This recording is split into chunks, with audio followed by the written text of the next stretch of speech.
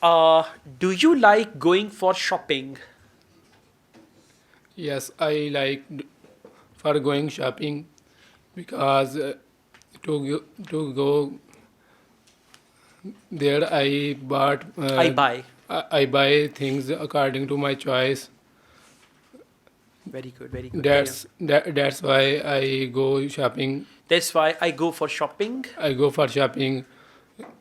All right, and I like this activity very much. Just try to speak fluently. Okay, do you go for shopping alone or with your friends or family? Yes, I like go to I like going for going shopping. for shopping with my friends because they helped me.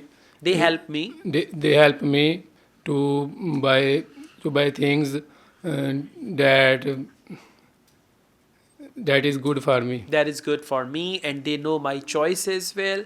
They give me nice suggestions, something like that. Okay. All right, let's go on. What don't you like about shopping?